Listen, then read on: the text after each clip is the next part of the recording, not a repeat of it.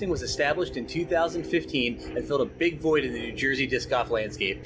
There is a 9-hole course at the Cape May County Zoo, and I know it's been redesigned a bit, but I've heard it's still not playable much of the time because of the risk of foot and auto traffic. That being said, Ockie Wisting exists with its own challenges. The course is built on protected wetlands, so the club is limited in what they can do on the course. I'm sure their hands are tied tightly in terms of controlling the rough. I really doubt they can remove any trees, but I am happy to report they have been given permission to install paver tee pads.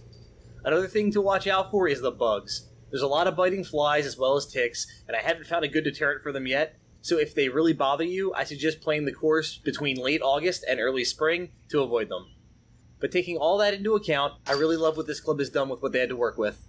Every time I come back, I see something that's been improved, and that's so encouraging. So, without further ado, let's get this round started. Ockie Wisting starts off with a very tight par 3, 264 feet. You have thick rough on both sides and a ceiling to contend with.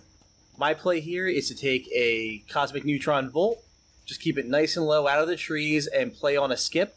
So I'm not really throwing this full power, just going to kind of go with 70%, let the disc do the work for me.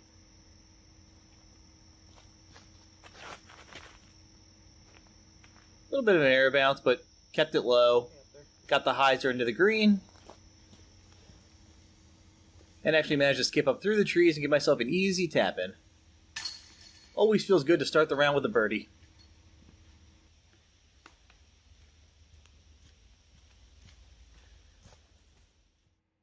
Hole 2 is a 273-foot par 3. Dogleg to the right, it's almost the mirror opposite of hole 1. The right side rough, though, is absolute jail. You do not want to go in early. My usual play is a putter to the turn, and then just chip up and get a 3 and get out of here, but I'm trying to get a birdie here, and my forehand's feeling good, so I'm going to try and get a fireball around the corner.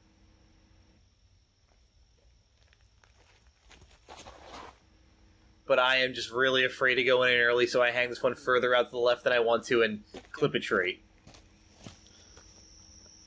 Coming up to my lie here, I'm not sure if these stakes are OB. They separate the fairway of 2 from the fairway of 3. If they are, I am just in bounds if you continue the line straight. So I'm just going to play my Electron Entropy up onto the green here. Find the biggest gap, hit it. Kick a tree, but end up nestling pretty close to the basket. And I'm just going to tap in my nice little, 12-footer. Take a par, move on.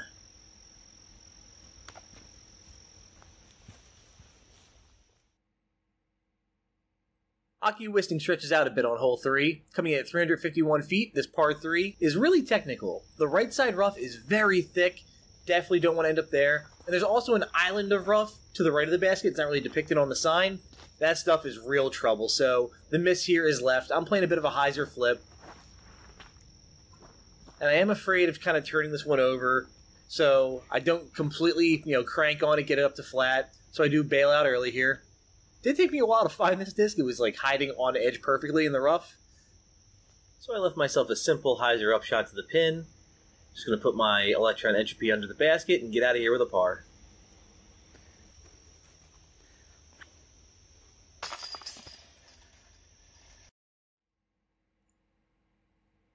Hole 4 is a 324-foot par 3. As you can see on the sign, there's water on both sides of the rough. However, it's the water on the left you need to watch out for. It comes into play very quickly. So the shot here is definitely a turnover shot because a forehand, it kind of needs to flip to flat and not quite get the flat to make it happen. It's very touchy, so I'm taking the reactor on an anhyzer, and I hit the perfect release angle, but again, I'm afraid of that left side water, so I do take the shot a little bit too inside, but clip a few trees, still give myself a look. Now this putt I am very worried about. The water is maybe 20 feet to the left of the basket, so if you hit anywhere on the left side and get a roll away, your disc could be wet. Also dealing with a bit of a ceiling, and don't quite keep it up. So, going to be tapping in for another par. Which on this hole, honestly guys, par ain't bad. Hole 5 is a 270-foot par 3. As you see, we have a Mando off the tee to the right, as well as an access road that runs the length of the hole on the left-hand side, which is out of bounds, and water up to the right by the basket. My play here is I love to throw the Eclipse Reactor. There's this big gnarly tree right in the middle of the fairway there. Got a lot of like spidery limbs. I like to pass it on the right-hand side, kind of hyzer in.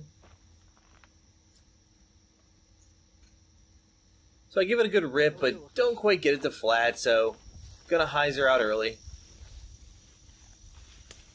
In this left side rough here, I do have a bit of a look, but again, a little bit of a ceiling. My swing down low is obstructed as well. Give it a nice floaty run, but not enough juice, and luckily come up short from the water as well. As you can see, it's right behind the basket there, so just gonna get a stance here in the weeds and knock home my par.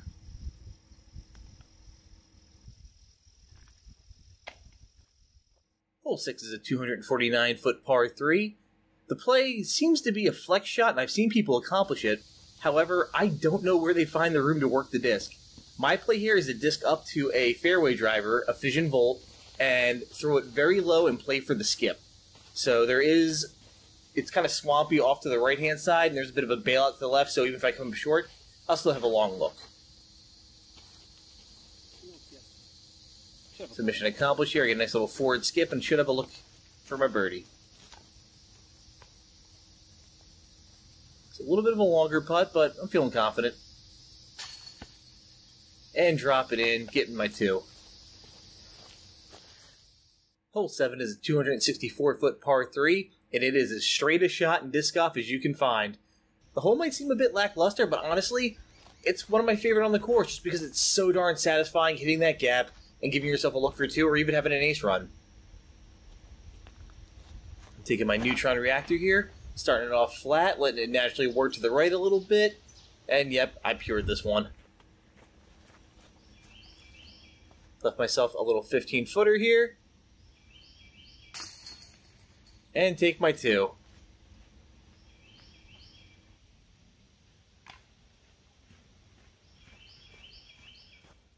Hole 8 is a 300-foot par 3 dogleg to the right, and honestly guys, this is my least favorite hole on the course because I can't figure it out.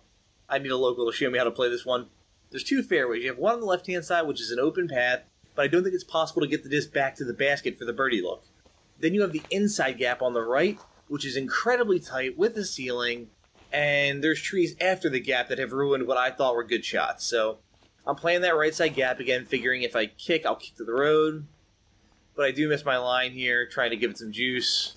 End up kicking into the left side rough. So I found this little cutout here, which is nice and all, but again, you're kind of seeing across the path is all those small trees that I talked about that block the right side fairway. So I'm going to try and play a hyzer with an NV, just get me some distance. Clip a tree, end up in the fairway.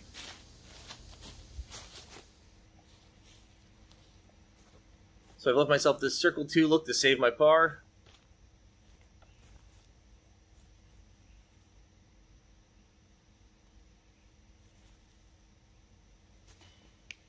Give it a good run, but just miss. So, tapping in a bogey, unfortunately.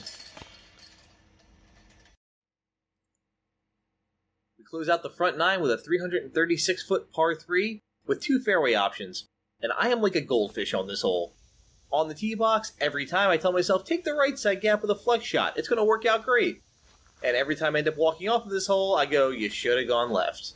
So, note to self, forehand up the left gap next time. So I'm taking my Max Planck Fission Photon, and I thought I pured the gap. It looks great, but there's the kick, and across the fairway. And sorry for the camera angle here. I was buried, so I was trying to figure out a way to get me in the shot with the shot itself, and didn't know how I was going to make that happen. Literally, my only option is to take that Fission Photon again and just play a skip shot. You see it coming across the bottom there. And again, another long circle 2 look to save my par. A little encumbered by the tree on the left, and the tree on the right is blocking me. Flash across the chains, but missed the left because I'm afraid of that tree on the right. End up having to go down to some low area here. It's a little mucky. And another bogey, unfortunately. Thank you for watching this front night of my casual round at Ockie Wisting Disc Golf Course. If you haven't already, please like the video and subscribe to the channel for more content like this and other disc golf content. Lastly, thank you to my sponsor. For all your disc golf needs, check out Basket Bashers Disc Golf.